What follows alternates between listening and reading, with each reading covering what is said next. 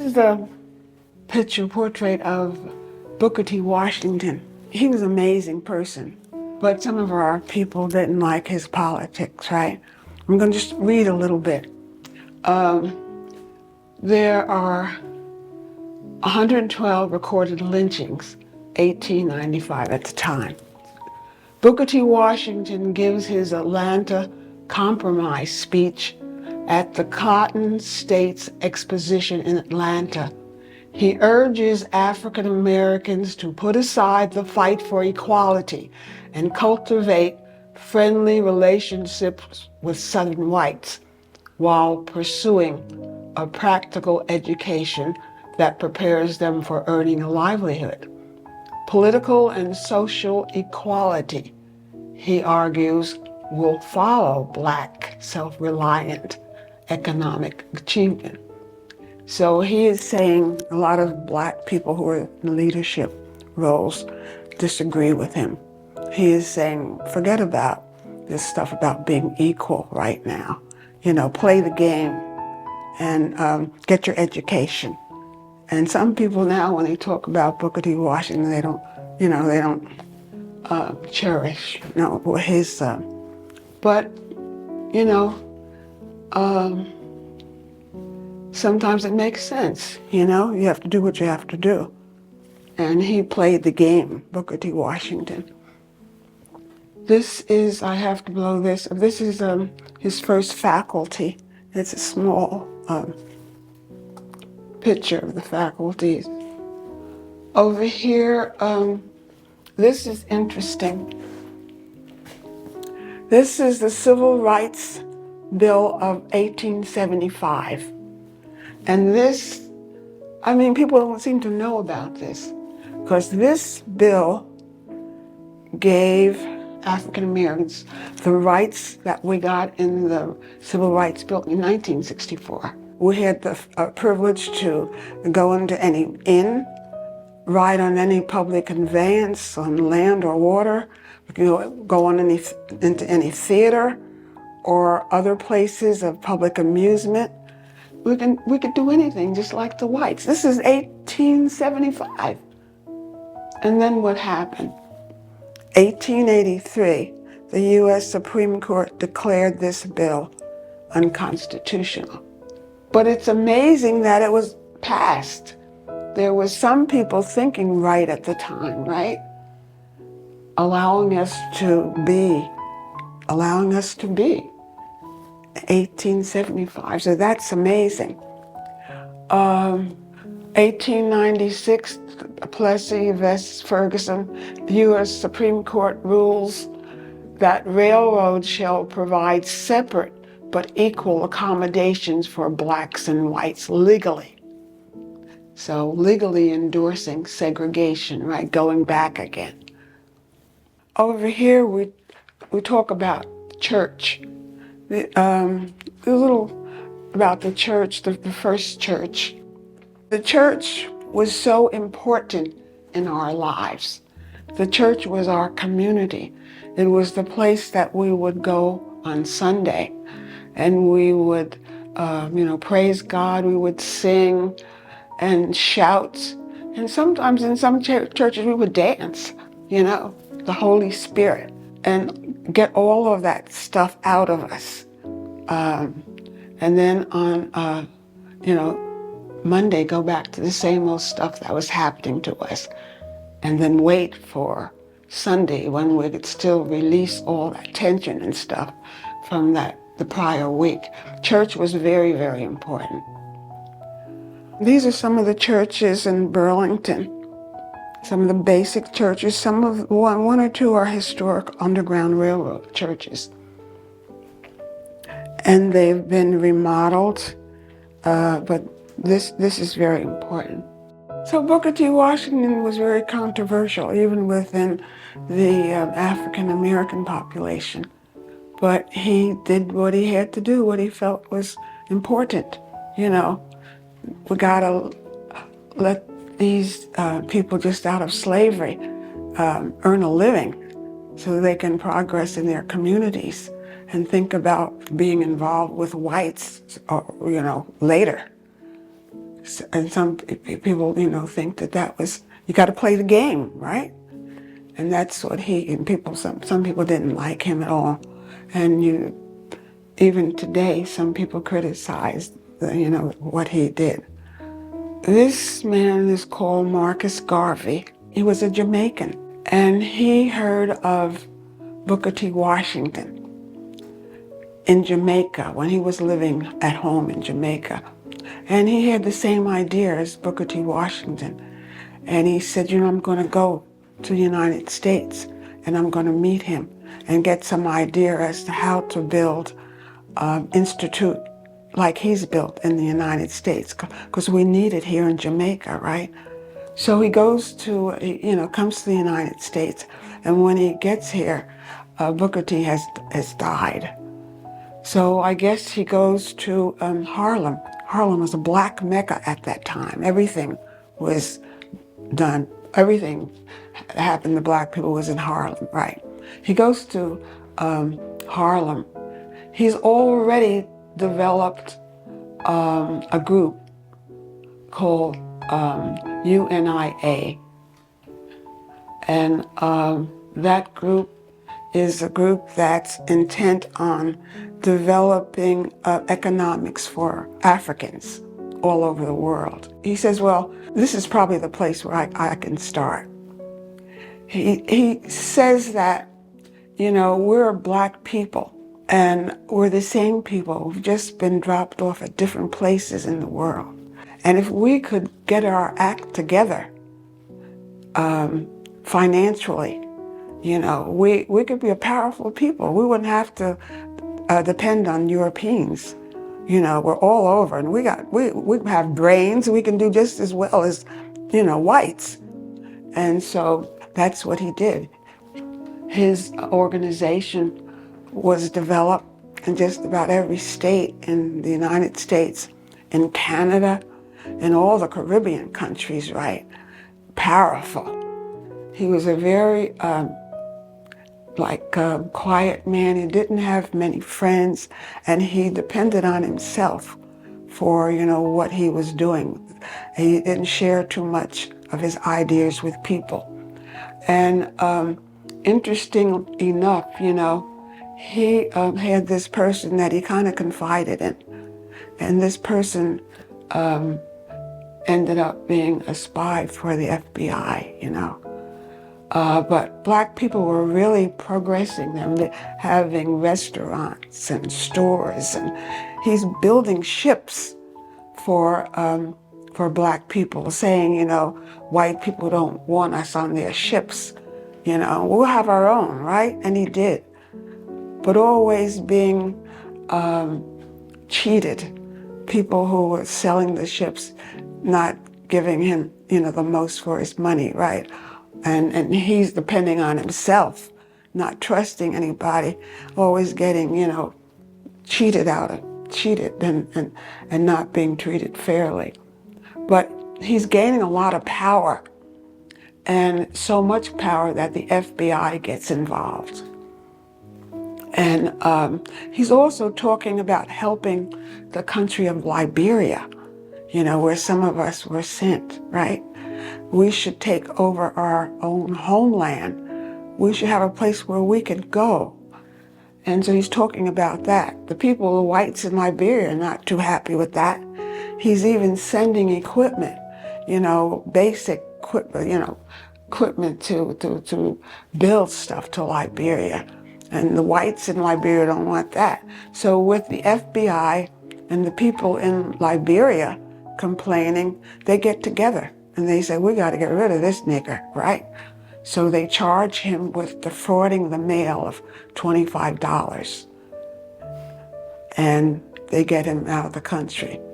That picture over there shows him in handcuffs, and the men there accompanying him are FBI agents. And he's out of the country, and he's defamed, and he goes to England to live, because even his home country degrades him now. He dies in England. But the idea was amazing. You know, we have brains. We got everything, and that there says, you know, we built the pyramids. We did this. We did that. So we don't need to depend, you know, completely on other people. You know, we can do it. He dies in Britain, but his organization is still lives on, but it's very, very weak. It's mostly in the cities, you know. But Marcus Garvey, he's the one, and they call him black nationalist, because he talks about Africa and the morals. We should go back to Africa and, you know, take on the morals and the stuff that we learned as a people in Africa. Amazing man. And here is W.E. Du Bois. He's very educated, a scholar, and he graduates from Harvard in the late 1900s, right? A scholar. And he often degrades this man, Marcus Garvey. And also he degrades Booker T. Washington. They have a little battle. But he's a scholar, and he's involved with the NAACP. He says the South believes an educated Negro to be a dangerous Negro, and the South was not wholly wrong, for education among all kinds of men always has had and always have an element of danger and revolution of discontent. He becomes involved with the socialist philosophy, and his passport is taken from him. But he ends up in Ghana. People from Ghana love him, and he goes there. He dies in Ghana. And in Ghana, if you ever go there, they have a park named after him. The man is amazing. In 1905, Du Bois has a meeting with some elite, black men, professors, and they meet in Canada, I think it's Niagara, to discuss some of the things that we want as a people. And they couldn't meet in the United States. Isn't that something, in a hotel there? So they meet in Niagara, and it's called the Niagara Movement. And that is prior to the formation of the NAACP. They develop a list of things that they request for us from the government as a people. In 1909, after that movement, in 1905, the NAACP is developed. It is developed by two white, very prominent Jewish people, rich people in New York. And subsequently, blacks are, involved. Du Bois is involved with it and is involved, big deal in it. And he has a magazine called The Crisis that allows the black community to know what's happening in the United States. Here, there are riots in 1919, especially in Chicago. And it's said that this picture is taken from Chicago, where they have this man on they're torturing him. And his name, I think, I was told, was William Brown, a young man who belongs to, or did belong to the board here, did some research and found out the man's name is William Brown. And, he was telling us about that. That was taken during the riots in Chicago in 1919. It's terrible, isn't it, the way? And, you put on a spit like an animal, pig, and they're standing around, smiling. You even have some young people in there, smiling like, I don't know, how do you do that? This Harlem Renaissance, 1920, that's the time when we started really concentrating on the cultural stuff in our community, or bringing it out. That was an amazing time. It lasted for about 10 years.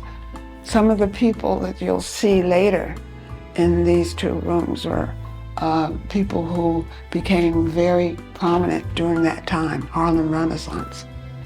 And then we had Tulsa, 1921.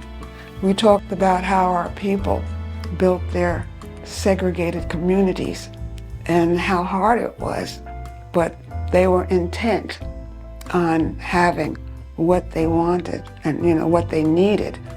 But every time they would build the community, the government or some governmental agency or some white supremacist group would come by and destroy it one way or the other, redlining, instead of making the property where we had our houses, making that a place where people could dump refuse or whatever, just destroying what we had accomplished for ourselves. In Tulsa, Oklahoma, 1921, they called that Black Wall Street, because those people had built a wonderful community, and I don't see how they did it in that time, 1921. And in that area where they had built this community, there was also a community of white supremacists, Ku Klux Klan. And they were evidently jealous of what these blacks had accomplished. Now, according to this, these blacks had built 21 churches, 21 restaurants, 30 grocery stores, 2 movie theaters, a hospital, a bank, post office, libraries, schools, law offices, a half-dozen private airplanes, and even a bus system. How do you do that in 1921 when you have all these people who don't want you to even live, right? But they did it. And what they had was destroyed, by air and bombing. And they used the thing they always use, a black man rubbing up against or offending a white woman, which was usually not the case. But in this case, they used it. And they used it because they knew what they wanted to do. They wanted to get rid of this community. And that's what happened in Tulsa in 1921. They killed over 300 people, and destroyed their homes and their possessions. And after that, the town built a tent city to accommodate the blacks, right? And then I think some of the blacks who were left said, at least we have our land, they thought. So they go to the town officials and they said, we would like to have our land back. We could probably build. These people are rich. Township officials said, And what is that word they use? Progress. We need your land for progress, right? You can't have it back. And that's what happened. Those people who were killed were buried in a mass grave, and it's just coming to prominence or to date now, to our knowledge now about what happened way back there in 1921, because lawyers would not take the case, would not, pursue whatever they wanted to with this situation. Lawyers would not take the case, and everybody else probably was too afraid to pursue, with justice for these people who had been killed. That was Black Wall Street, Tulsa, Oklahoma in 1921. As we said before, we tried to do this date-wise. And so in 1929, there was a depression, and this is a picture here of our standing and bread lines, We were poor, right? Coming from the South, we were poor. We were making progress in some places, but in the cities we were basically poor. that 1929 to 1937 was a depression. 1931 up here, this is a picture of Scottsboro boys. And they were young boys that just had hopped a freight train going north. And some of them, weren't too smart. They didn't have a formal education, but they just knew they wanted to go north. And they were on the freight train, and these two white girls were on the train. And the two white girls accused them of rape, which didn't happen. So they were treated terribly, abused. You raped a white girl, right? And anyway, they, went to jail for quite a while. But a prominent attorney was hired by the Russians, or I should say the Socialist Party in New York. And they, got them free. Years later, they were free later of what they were accused of doing. Reminds me of the Central Park 5, right? But this was a terrible case, but they were freed later, but their lives were ruined after that, They didn't have a life. And then 1932 to 1972, 40 years, Tuskegee experiment. You've heard of that? Where in Tuskegee, Alabama, still using poor sharecroppers or poor men to, for their experiment. Because nobody cares about them, right? And it went on for 40 years, where they were, studied but not given medication, not being helped, and even sometimes given syphilis. Their wives sometimes, had it, sometimes died, and their children were born defective, But nobody cares, right? You're poor in Tuskegee, Alabama. And even today, I don't know, were they compensated for all this stuff? No. What had happened to them, right? So when you hear people on the radio now talking about, oh, blacks don't want to be, given this whatever, they're fearful because, or they're, they're thinking of what happened in Tuskegee. That's what they're referring to. And some other things that happened to us, that were really terrible. This is the war, 1939 to 1945 war, World War II. And this talks about, how we fought in all the wars. In this war, we came back and we were treated like second-class citizens. We couldn't get work. We couldn't get proper housing. We were just been in the war, we'd fought, we died just like other people. But when we came back, it was like we had done nothing. And that's what this says. We had cults going then. C-U-L-T-S, cults. And one of the big ones, his name was Father Divine.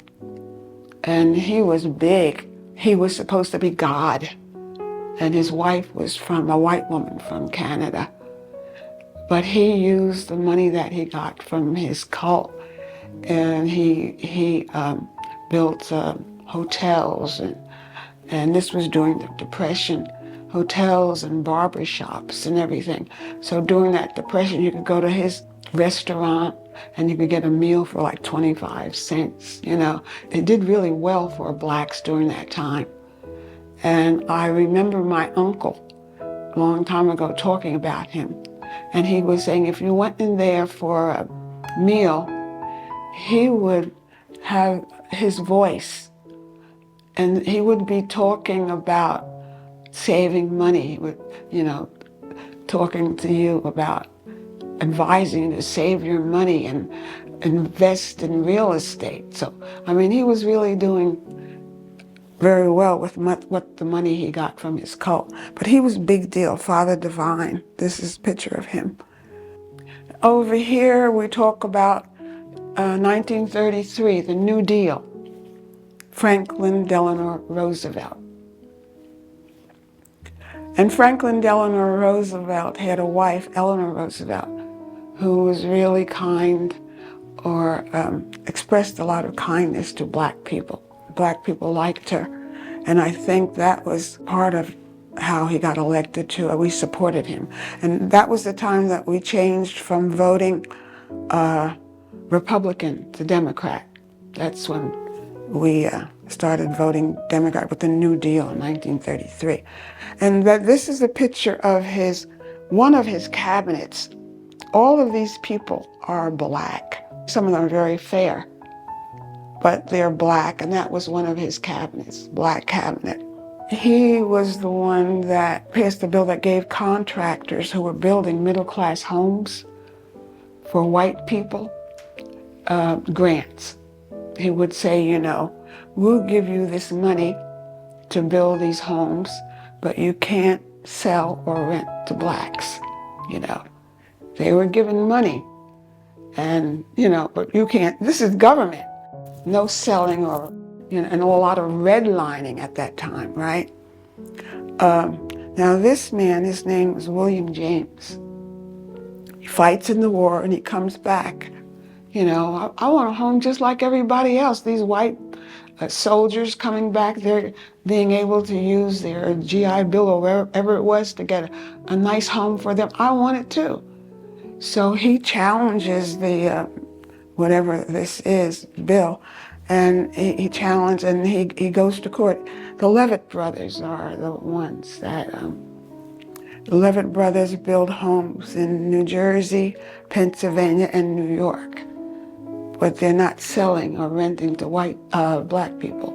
So he challenges the Levitt brothers in court, and he wins and integrates Willingboro, New Jersey. His name is W. James.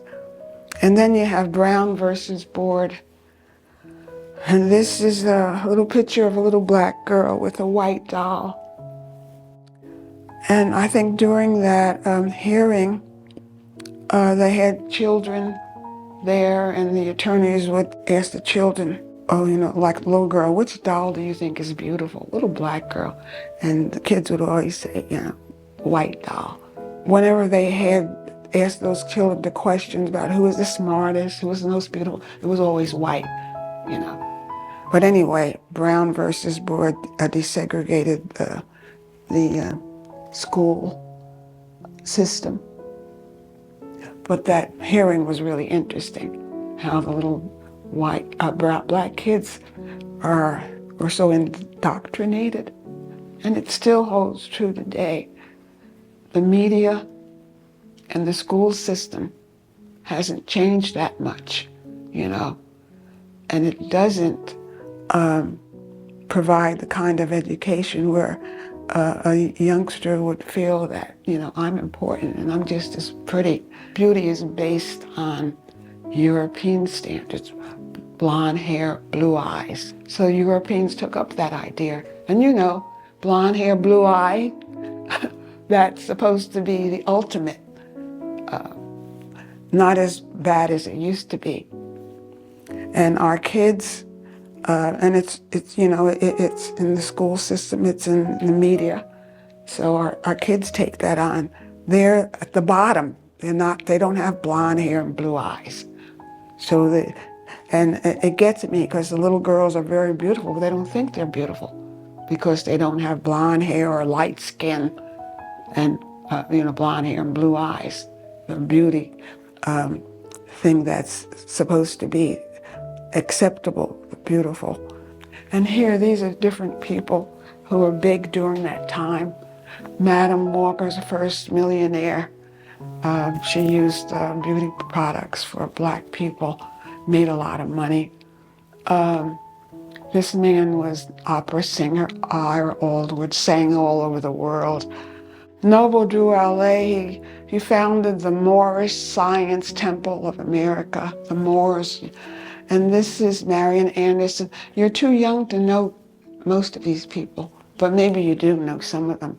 Langston Hughes, he was a poet, writer. Bessie Coleman, she was one of the first women to fly. Jesse Owens, Olympic star in 1933.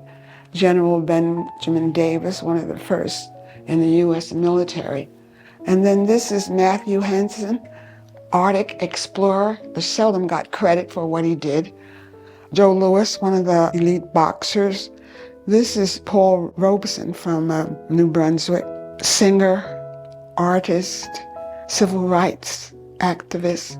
Charles Drew, this is a man who developed plasma. And when he was in an accident in Baltimore, and he wanted to get help, car accident, and the hospital would not admit him. The man who invented plasma, right, he dies. But we would always talk about, he developed plasma, and he can't even get into a hospital and get some help. His name is Charles Drew. And this is Josephine Baker, who, very famous singer, and had to go to France, for the people to really celebrate her achievements, her talent, right? She's a toast of Paris, Josephine Baker. Mary McLeod Bethune, a wonderful educator, built Bethune College, wonderful lady. And Jackie Robinson suffered a lot in his profession, how they didn't want him in that field. He was the first.